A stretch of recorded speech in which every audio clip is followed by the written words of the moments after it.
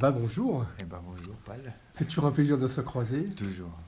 C'est trop rare mais c'est toujours plaisir. Oui. Et c'est vrai que là tu es devenu très productif avec toutes tes séries que tu as en route, c'est impressionnant en l'espace de peu de temps. Ouais, bah en fait ça s'est fait comme ça. Bon, il n'y en a pas tant que ça, mais il y a une BD sur Star Wars qui s'appelle Space Wars qui s'est Oui, justement. intégrée et qui a été faite en un mois. Donc du coup ça fait tout de suite, on a l'impression que ça fait beaucoup de BD, c'est juste qu'elle est faite très vite et puis qu'elle n'était pas vraiment prévue. On s'est calqué un peu sur le film.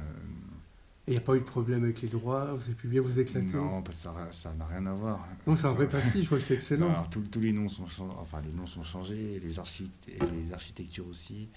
Et puis bon, on joue un peu sur le droit à la parodie.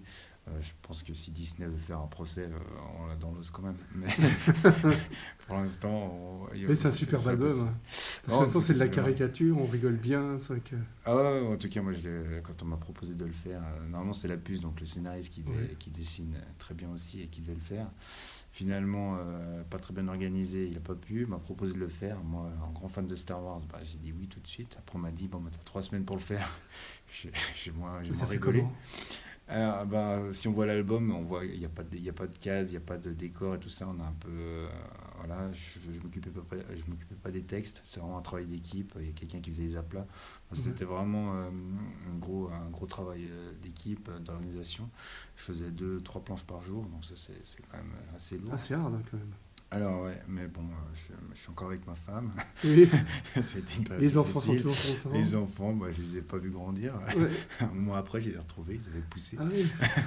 Ouais, c'est un peu comme ça que ça se passe. Mais non, on a réussi à le faire. Bon, on l'a pas fait en 3 semaines, on l'a fait en un mois. Et puis le résultat est là, et vraiment content, quoi. Enfin, c'est un album qui m'a fait marrer déjà à faire, et puis qui est vraiment rigolo à relire et tout ça. Voilà. Et ce qui est génial, c'est qu'en même temps, il y a d'autres séries qui suivent, bah, justement le Pew, Ah, il y a le Pew qui quatrième continue. album déjà, hein. C'est le quatrième, le cinquième est en cours aussi. Et donc il y a déjà la couverture, il y a déjà 10 planches de fête. Puis j'attends un peu des scénarios. Donc Ah, là, voilà. Mais donc la puce est très, très sollicitée. Il travaille sur Napoléon, la BD de Napoléon. Il travaille sur. Enfin, il a semé plein de scénarios un peu partout.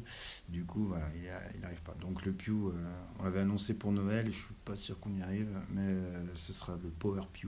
Donc ouais. cette fois-ci, qui s'en prend aux super-héros. Et, Donc il va casser la gueule à tout le monde, alors. alors Superman, Batman. ouais, enfin il va essayer quoi. Ouais. Il va essayer de voler, il va essayer d'être fort, mais voilà, il a encore pas fait, il a encore pas embêté les super-héros, il a embêté les dinosaures, il a embêté la Terre entière, Oui, les oui. super-héros pas forcément. Même Là, les ça y qui est. se sont fait exploser. Les Kiss sont reçus, ouais. Ouais. Non, non, il a fait du mal. Et il y a une autre série que j'ai découvert qui s'appelle justement Quatre Reines. Les quatre reines, ouais. Il y a Alors là, déjà deux albums. alors c'est le deuxième qui sort. Alors j'aurais voulu l'avoir en avant-première ici. Il sort la semaine prochaine, donc 28 septembre. Je l'aurais pas en avant-première. Les commandes n'ont pas suivi. Mais il y a le tome 1 qui est là. Et là, je suis au scénario. Par contre, cette fois-ci, c'est nouveau. Je suis co-scénariste avec Benjamin Gérard. Et puis c'est Olivier Tichit qui est un copain de bande dessinée. Et quand on cherche un dessinateur, j'ai pensé à lui. Et puis il correspond tout à fait à l'univers qu'on voulait en faire. Puis là, on s'amuse bien aussi, quoi. C'est donc les quatre reines du Père Noël. C'est bon, le Père Noël, les lutins sont toujours un peu en arrière-plan, mais les héros, c'est vraiment eux. Et puis le prochain sort sur le thème d'Halloween. Les C'est lourd, lutins ouais. sont contaminés. Et la solution se trouve sur la planète Halloween. Oui. Et du coup, ils vont s'y rendre pour trouver le remède pour sauver les lutins.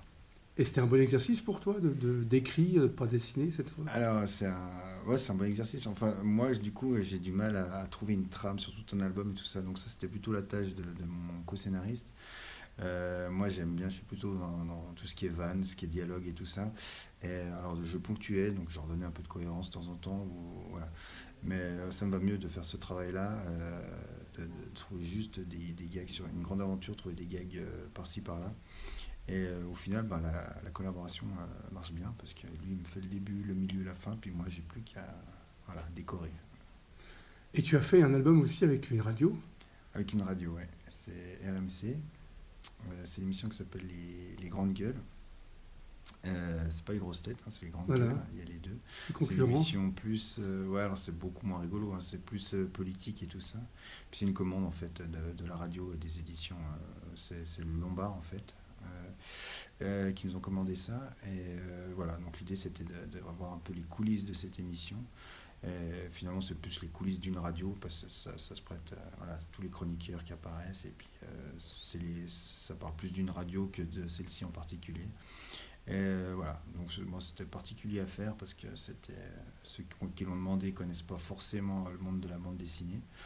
Mais ça a bien marché parce que Et l'émission. tu étais assez libre alors? Bah non, justement pas trop. Ah d'accord. Non, il y a eu beaucoup de retouches pour des trucs. Il fallait qu'il y ait autant de chroniqueurs.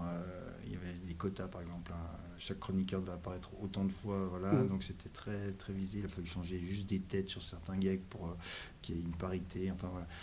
C'était assez compliqué à faire. Mais bon, finalement, c'est sorti.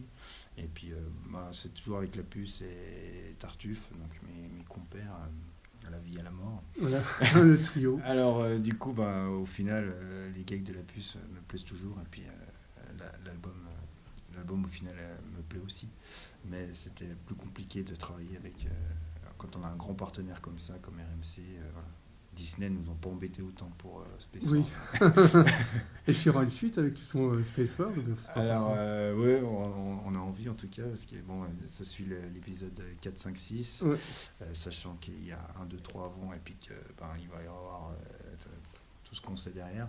Il y a vraiment matière à faire, quoi. Mais la parodie, ça nous a bien plu. On aurait bien voulu faire pareil mais avec Game of Thrones. Ah oui. Donc on a des projets, mais toujours dans la parodie, ce serait assez cool, quoi. Et là, tu es en train de bosser sur quel projet, vu que tu as plein de projets, plein de BD en route? Là, je cherche d'autres scénaristes. Enfin, je suis parti sur un projet avec le scénariste de Sticky Pants, qui est aussi aux mêmes éditions. Et ce serait avec des seniors qui sentent un complot au sein de leur home, et dont les dirigeants seraient des lézards. Voilà. Donc ils passent un peu pour un fou, mais les dirigeants sont effectivement des lézards. Donc voilà, puis c'est entre le comics et le cartoon, enfin le scénario très dynamique, ça m'a bien plu, puis c'est autre chose par rapport à ce que je fais, quoi. D'habitude, les scénarios de la puce, c'est plus sur le personnage en pied, ou beaucoup de dialogues, des cases qui se répètent.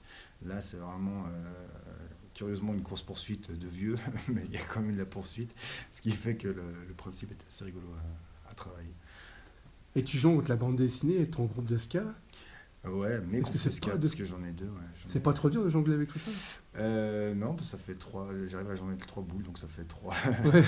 BD, groupe non, si, ça c'est gérable. C'est-à-dire que c'est autre chose. La musique, c'est le truc que je peux travailler en voiture. Enfin, je peux me faire des mélodies et tout ça. Le dessin, c'est beaucoup plus dangereux de faire ça au volant. Mais la musique, on peut travailler comme ça. Donc, je travaille mes mélodies. Et puis, je les propose au groupe, puis on travaille. C'est une répète par semaine, donc c'est moins lourd. Alors, c'est une autre façon de créer, c'est un autre exutoire. Mais c'est complémentaire finalement. C'est pas. Voilà. Après, ce qui est plus compliqué, c'est jongler le travail, la musique, la BD, la vie de famille. Ça, c'est plus compliqué. Ouais. Là, ça fait beaucoup plus de choses avec lesquelles jongler. Mais la musique, c'est pas. Voilà, c'est comme si je faisais de la Zumba, sauf que je fais de la musique. Et pour toi, cette année, il va 20 ans, Festival de Tranabule, c'est quoi pour toi? Moi, alors, du coup, ça doit faire quand même la 4e édition que je fais.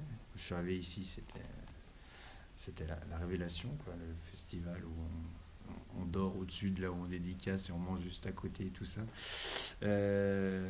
C'était vraiment super sympa, beaucoup de rencontres. Enfin, j'avais rencontré Bannister qui avait fait l'exposition et tout ça. Enfin, à chaque fois on rencontre des vieux de la vieille comme Cox, Bédu, enfin les piliers de ce festival.